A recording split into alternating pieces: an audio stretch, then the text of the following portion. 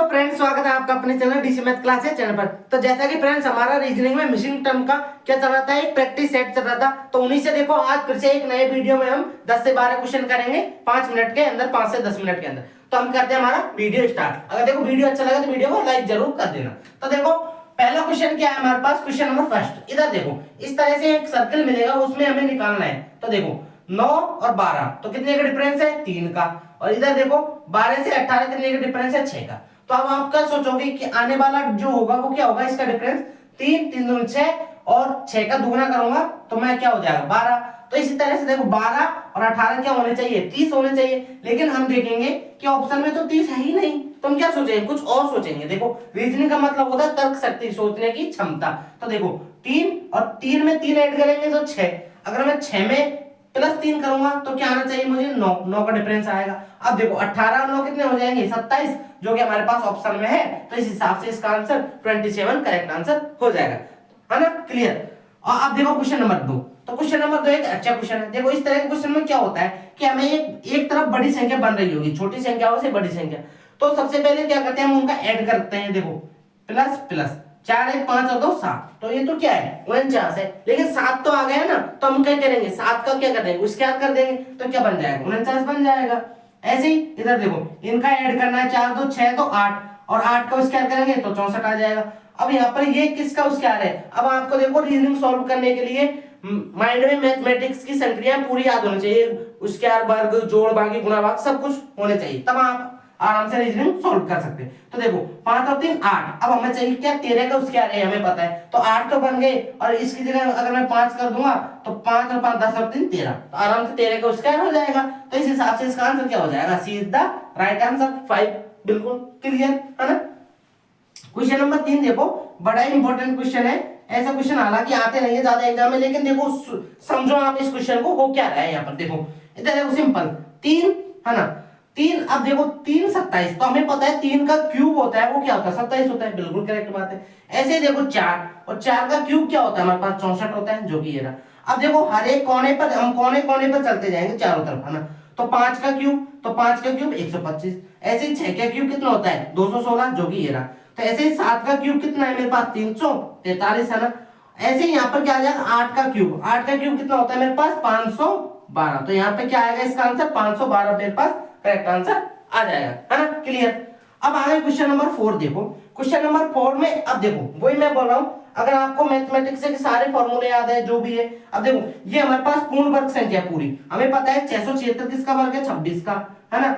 और ये है, ये कितने का 31 का उसके आ रहा है, ये 26 का उसके आ रहा है, और ये कितने का उसके आ रहा है 12 का उसके आ रहा है। अब मैं इन सबको ऐड कर दूं, मतलब 26 को 31 को और 12 को, तो क्या आ जाएगा मेरे पास 69 आ जाएगा। तो इसी तरह से इसमें देखो 324 मतलब 18 का उसके आर, 441 कितने का उसके आर है 21 का उसके आर, है ना। ऐसे ही 169 13 का उसके आर। अब इन सबको मैं ऐड करूंगा 18 को 21 को और 13 को, तो यहां से क्या आ जाएगा मेरे पास, इन सबको ऐड किया देखो, है ना। तो क्या आएगा मेरे पास 52 इज द राइट आंसर, इसका करेक्ट आंसर हो जाएगा। तो आई फ्रेंड्स ये समझ में आए होंगे 4 क्वेश्चन। अब आगे देखो 5 क्वेश्चन। तो 5 क्वेश्चन आपको दिख रहा होगा ऐसे डरावना वाला क्वेश्चन, कुछ नहीं इसमें देखो सिंपल सा क्वेश्चन है। देखो जैसे 4 और 5 47 लाना, कि तो आप क्या सोचोगे सबसे पहले कि मैं क्या करूंगा, 4 का स्क्वायर किया मैंने, तो 4 का स्क्वायर कितना होता है मेरे पास 16 होता है। ऐसे में क्या करूंगा 5 का स्क्वायर किया 25, है ना, और इनको ऐड कर दिया दोनों को, बस 41 आ गया। बस यही तो किया था इसमें और कुछ नहीं। तो ऐसे ही इधर देखो 5 का स्क्वायर 25 हो जाएगा ना, 5 का स्क्वायर, और ऐसे ही 6 का स्क्वायर 36। अब इनको ऐड कर दूंगा 6 5 11 1 और कितना आ जाएगा 61, तो 61 इसका करेक्ट आंसर आ जाएगा। बस सिंपल सा इतना था और कुछ नहीं है इसके अंदर, है ना। अब देखो क्वेश्चन नंबर 6। क्वेश्चन नंबर 6 भी अच्छा क्वेश्चन है, एक इंपॉर्टेंट क्वेश्चन है। इस तरह के क्वेश्चन आपको देखने को मिल जाएंगे एकदम। तो देखो है ना 25 और 49, है ना। आप सोचोगे 144 कैसे आया। आप हमें पता है कि 5 का स्क्वायर कितना होता है 25 होता है। ऐसे ही 7 का स्क्वायर कितना होता है 49 होता है ना। 7 का स्क्वायर, अब हमें लाना है 144। अब हमें पता है 144 12 का स्क्वायर है, तो 12 बन जाएगा तो 144 आ जाएगा। तो हमें देखो अब जैसे इसका 5 ले लिया, 5 का स्क्वायर किया तो 5 लिया, 7 का स्क्वायर किया तो 7 लिया, तो 5 प्लस 7 किया कितना आ गया 12, और 12 का स्क्वायर किया 144 आ गए। ऐसे ही देखो इधर 8 का स्क्वायर है ये, और ये 10 का स्क्वायर है, तो 10 और 8 को लिया तो 18 हो गए, और 18 का स्क्वायर मेरे पास कितना होता है 324 होता है, सिंपल सा।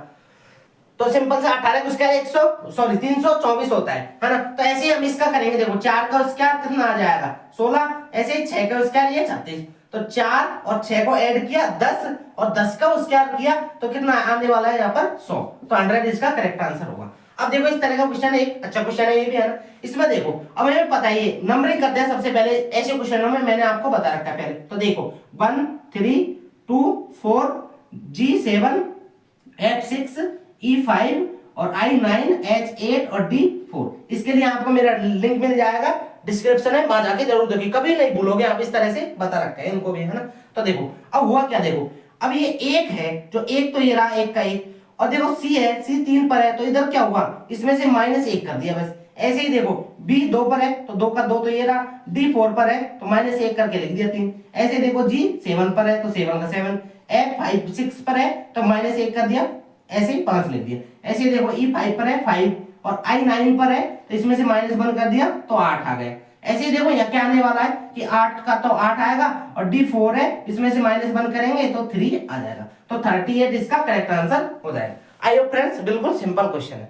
अब इस तरह के क्वेश्चन में देखो आपको सोचना क्या है, देखो अब ये हालांकि अब आपको देखना है कि जो ये नीचे वाली संख्या है ना, ये इनके क्या है पूर्ण गुणज है। देखो 9 तिया 27, मतलब कि इसको 3 से गुणा कर दिया 9 से तो 9 तिया 27, ऐसे ही 9 इंटू 6 किया तो 9 6 की 54, ऐसे ही देखो 14 3 42 है ना, 14 को इंटू 3 से किया तो 14 3 42 और 14 इंटू 6 किया तो 14 6 की 84। तो ऐसे आने वाली संख्या क्या होगी, 7 इंटू 3 करेंगे 7 तिया 21 आ जाएगा और 7 इंटू 6 करेंगे 7 6 42 आ गया बोरा।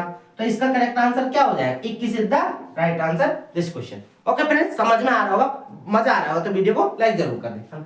अब देखो क्वेश्चन नंबर 9, अब ये सिंपल है, देखो E5 पर होता है, J10 पर होता है और O15 पर होता है, हमें पता है। तो देखो 5 का स्क्वायर किया 25 लिख दिया और 10 का स्क्वायर किया तो 100 लिख दिया, तो हमें पता है 15 का स्क्वायर कितना होता है 225 होता है, तो इसका answer 225 is the right answer हो जाएगा। और इस तरह के क्वेश्चन में देखो ये तो और भी अच्छा क्वेश्चन है। अब ऐसे आपको सोचने की जरूरत है, देखो इधर 10 लिख रहा है इधर 4 लिख रहा है, तो हमें पता है 10 और 4 का डिफरेंस कितना होता है 6 होता है, जो यहाँ लिख दिया इसने। ऐसे देखो 10 और 18 इसका डिफरेंस लिया तो 8 लिख दिया, ऐसे 18 और 4 का डिफरेंस लिया तो देखो डिफरेंस का मतलब होता है एक दूसरे से घटाना, तो 14 आ गए। ऐसे देखो 14 और 18 में से 14 और 8 में से डिफरेंस लिया तो 6 आ गया, तो 14 और 22 में से डिफरेंस लिया तो 8 आ गए और 22 में से 8 का डिफरेंस लिया तो 14 आ गए।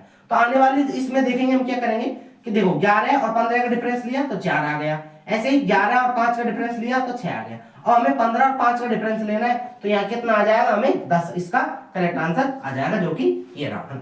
अब क्वेश्चन नंबर 11 देखो, क्वेश्चन नंबर 11 भी देखो अच्छा क्वेश्चन है। अब इसमें जो कंफ्यूजन क्या होता है क्वेश्चन में, देखो अब आप सोचोगे कि मैंने क्या किया 4 और 5 का डिफरेंस लिया 5 आ गया, ऐसे ही 25 और 16 का डिफरेंस लिया तो 9 आ गया, और आपने जोड़ दिया और 14 आ गई। अब आपको ना डायरेक्ट कर दिया इसका आंसर 14 है ना, ये तो हो गया। अब आप ऐसे इसमें करोगे कि इसमें तो कितना हो जाएगा 27 है ना, इसका डिफरेंस लिया और इधर 48, इन दोनों को ऐड कर दोगे और आंसर कर दोगे। लेकिन आप देखो ऑप्शन में तो है ही नहीं, इनका आंसर करोगे ऑप्शन में तो है ही नहीं, तो इस हिसाब से हमें कुछ और सोचना है। देखो अब आपको दिख रहा होगा इस क्वेश्चन में, देखो कि ये क्या है 2 का स्क्वायर है, ये 4 का स्क्वायर है, ये 3 का स्क्वायर है और ये 5 का स्क्वायर है। सिंपल सी बात ये है। तो देखो 2 4 और 2 6 6 3 9 9 और 5 14, बिल्कुल करेक्ट बात है। इन सबको ऐड कर दिया 2 + 3 + 4 + 5, इनका जिनका स्क्वायर लिया उनको ऐड कर दिया और बीच में लिख दिया। ऐसे ही इसमें किया, देखो 1 + 6 का स्क्वायर + 7 का स्क्वायर है ये, और ये कितने का है +3 का स्क्वायर है। तो देखो 7 6 13 13 3 16 और 1 17, तो इसका करेक्ट आंसर क्या हो जाएगा 17 इज द राइट आंसर। अब क्वेश्चन नंबर 12 बचा, इसका आपको कमेंट करके जरूर बताना है आंसर। तो आइए फ्रेंड्स वीडियो अच्छा लगा होगा, वीडियो अच्छा लगा तो वीडियो को लाइक करें एंड चैनल को सब्सक्राइब करें, अभी तक आपने हमारे चैनल को सब्सक्राइब नहीं किया है तो। और देखो ऐसी वीडियो के लिए आपको हमें चैनल पर बने रहना है। तो देखो वीडियो कैसा लगा है आपको कमेंट करके जरूर बताना है, और जो भी कोई डाउट हो तो उसको भी आप कमेंट करना है। आज के लिए इतना ही, मिलते हैं अगले वीडियो में। अगले वीडियो में हम कुछ और नया स्टार्ट करेंगे, कोई टॉपिक, तो आपसे मैं वही कम्युनिटी गाइडलाइंस पर आपको एक क्वेश्चन बताऊंगा, तो इसके अनुसार आपको जवाब देना है कि अगला टॉपिक कौन सा लेना है हमें। थैंक यू, जय हिंद, वंदे मातरम।